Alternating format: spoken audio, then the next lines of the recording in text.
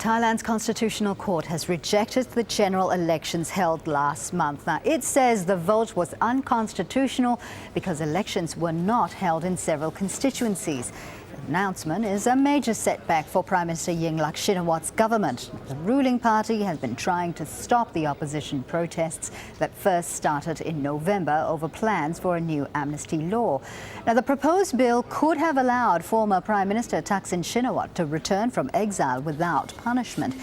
He is the brother of the current leader, Yingluck Shinawatra. Now, by December, there were street fights between rival protesters as the opposition called for the Prime Minister to step down.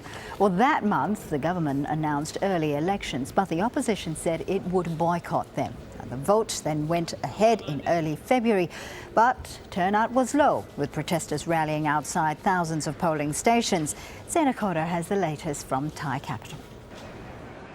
It was a much-awaited ruling, seen as yet another blow to the caretaker government, which has been under pressure from the opposition to resign. After the government dissolved the parliament last year, the new general election was held on the 2nd of February. 28 constituencies did not take part in the election because no candidates were registered. Therefore, the elections could not be held on the same day across the country. That election was not only boycotted by the opposition, its supporters disrupted the poll. Millions of voters were prevented from casting their ballots. The government was hoping the election could contain the unrest in the streets. It didn't. Now the Election Commission will have to set a date for a new poll. It could be months away. The protesters, who are still camped out in a park and around government buildings in Bangkok, want an unelected council to replace the government. The opposition believes the government is corrupt and has been buying votes to stay in power all these years.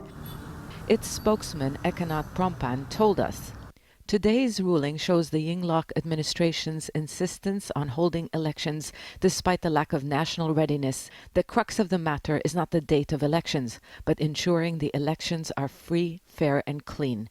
The court ruling presents the opportunity for Thailand to implement the necessary reforms to achieve this, so that we can all move forward today as a nation." The opposition refused to tell us whether they would take part in a new election or not, but it seems from the statement it released there could be an opportunity to resolve this crisis. Street protests haven't forced the caretaker government to resign, and Yingluck Shinawatra, the Prime Minister, could be forced out of office if courts rule against her in a number of corruption cases. But the ruling party insists that even that won't lead to the government's collapse.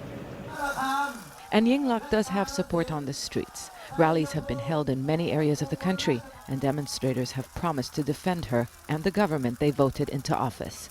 So far, they have avoided rallies in Bangkok, but they haven't ruled that out. Both sides say they want to avoid more confrontation. A political deal may be the only way to prevent that. Zeina, Khodr, Jazeera, Bangkok.